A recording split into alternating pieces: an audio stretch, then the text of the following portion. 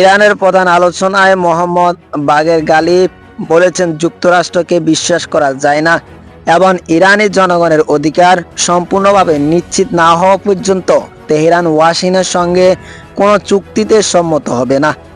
তার এই মন্তব্য এমন সময় এলো যখন মার্কিন প্রেসিডেন্ট ডোনাল্ড ট্রাম্প ইরানের কাছে আরও কঠোর শর্ত যুক্ত করে একটি নতুন শান্তি প্রস্তাব পাঠিয়েছেন।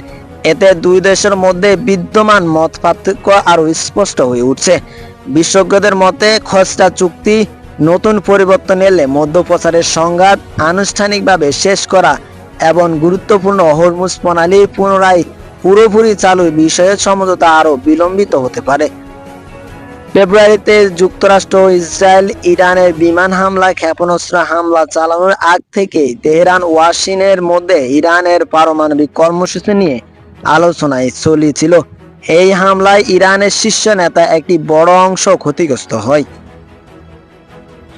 ইরান দীর্ঘদিন ধরে দাবি করে আসছে যে তাদের পারমাণবিক কর্মসূচি সম্পূর্ণ শান্তিপূর্ণ ও বেসরকারি উদ্দেশ্যে পরিচালিত। তবে যুক্তরাষ্ট্র পশ্চিমা মিত্ররা সন্দেহ করে তেহরানের গোপন পারমাণবিক অস্ত্র তৈরি ক্ষমতা অর্জন করতে চেষ্টা করছে। মার্কিন সংবাদ মাধ্যম দি নিউজ টাইম জানিয়েছে, ট্রাম্প প্রশাসন ইরানের কাছে আরো কঠোর একটি নতুন কাঠামো পাঠিয়েছে, তবে এই বিস্তারিত এখনো প্রকাশিত করা হয়নি। ট্রাম্প বলেছেন, যে কোনো সমঝোতা তার প্রধান লক্ষ্য হলো ইরানকে পারমাণবিক অস্ত্র তৈরির সুযোগ থেকে বিরত রাখা এবং হরমুজ প্রণালীর স্বাভাবিক নৌ চলাচল পুনঃস্থাপন করা।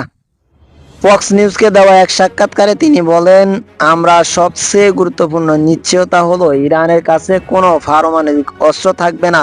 তারাও এই বিষয়ে সম্মত হয়েছে।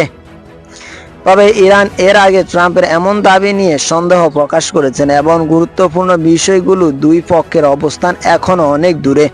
রাষ্ট্রীয় টেলিভিশনে প্রচারিত এক ভিডিও বার্তায় গালিব বলেছেন, ইরানি জনগণের অধিকার পুরোপুরি রক্ষা হয়েছে।